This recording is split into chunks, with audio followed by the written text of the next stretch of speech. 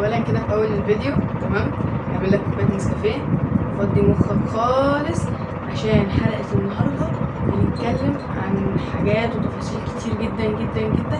لازم يكون مزاجك رايق كده. يلا نحضر كوبايه النسكافيه وتعالى نكمل. سنه 1999 كانت الطبيبه انا بتتزلج على الجليد وفقدت السيطره على زلاجتها وانحدرت في منطقه شلال متجمد. كسرت طبقه الجليد وغاص جسمها في المية واتعلقت بس رجليها فوق سطح الجليد، مع العلم ان طبقة الجليد كان سمكها 20 سنتي وما قدرتش انا طبعا تكسر في طبقة الجليد او تطلع جسمها وتعمل اي حاجة خالص.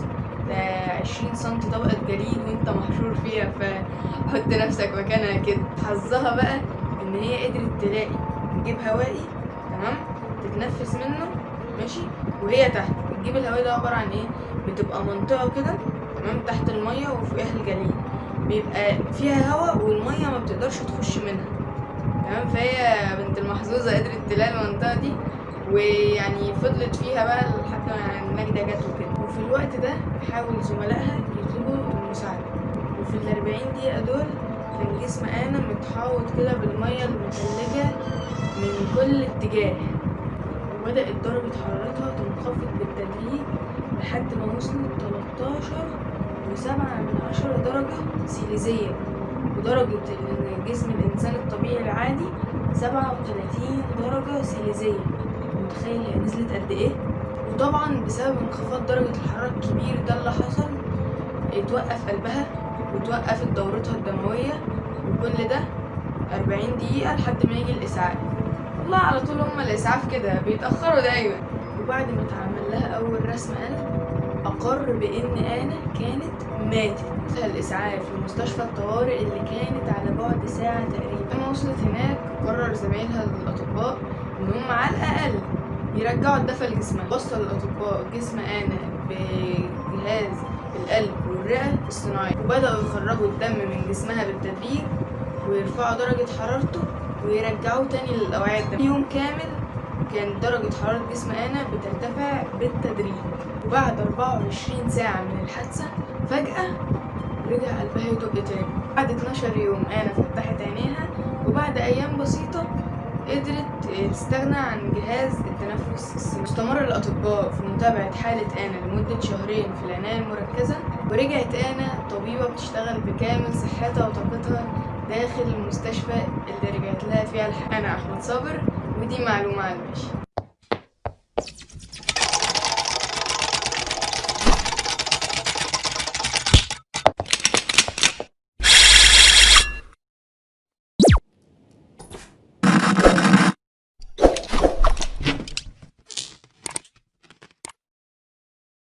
عزيزي المشاهد، لو مش متخيل كمية الخيال العلمي الكبيرة أوي دي اللي حصلت في حالة آنا، لازم تعرف إن نسبة رجوع أي شخص تاني للحياة بعد ما درجة حرارة جسمه تنخفض عن 28 ما تزيدش عن 10%. افتكر درجة حرارة آنا كانت وصلت ل13.7. قلب آنا اتوقف توقف القلب يعني توقف الدورة الدموية، يعني توقف وصول الدم للخلايا. الخلايا اللي ما بيوصلهاش دم ما بيوصلهاش أكسجين ما بتقدرش تقوم بأنشطتها الطبيعية، يعني ما تقدرش تحافظ على حياتها. وفي خلايا في الجسم ممكن تموت لو ما وصلهاش الدم لمدة دقايق بس.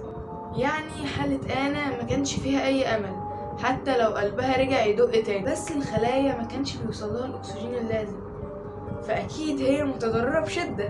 لكن المفاجأة والصدمة إن انخفاض درجة حرارة آنا بالشكل الفظيع ده هو اللي حافظ على حياتها. انخفاض درجة الحرارة 1 مئوية بيقلل نسبة نشاط الخلايا بنسبة 30%.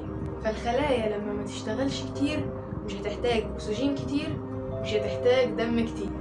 المشاهد اللي يخلي الخلايا ما تشتغلش كتير هو انخفاض درجة الحرارة، يعني اللي حصل في حالة آنا. يعني مثلا لو خلايا مخ آنا تقدر تعيش لمدة 20 دقيقة في درجات حرارة زي 27، فتقدر تعيش مدة أطول لما تقل درجة الحرارة. حوار معقد. نفس المستشفى بنفس الدكاترة ما قدروش خالص يلحقوا أي مريض حالته زي حالة آنا قبل كده.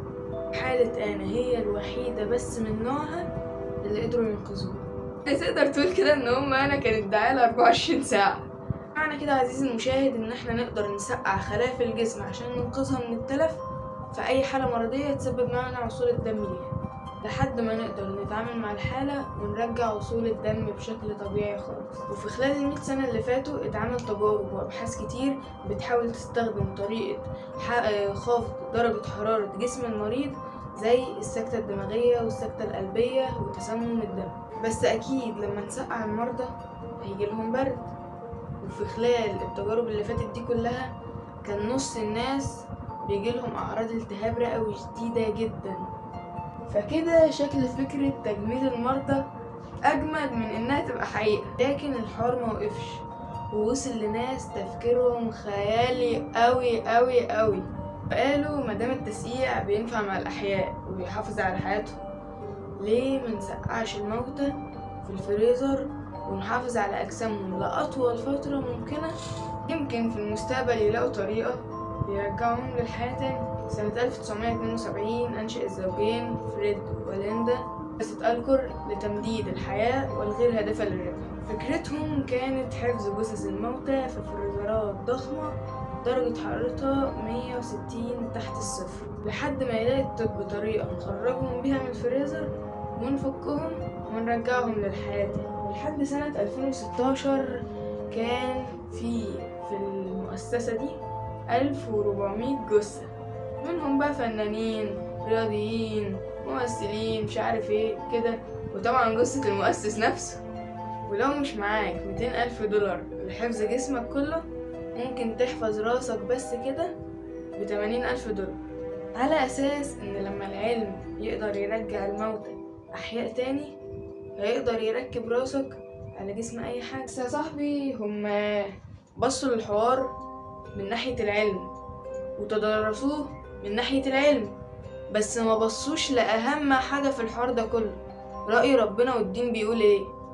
وأكيد انت عارف ان لما الواحد بيموت يعني خلاص قلبه بيقف وعزرائيل بيجي يقبض روحه، فكده الجسم ولا ليه اي 60 لازمة. في حالة انا مجرد ان ربنا ما كانش عايزها تموت دلوقتي ولسه ما جاش ميعاد موتها، انا من رأيي الشخصي ان مستحيل اي حاجة من الكلام ده كله تحصل الا لو ربنا عايز كده، بس مش اكتر.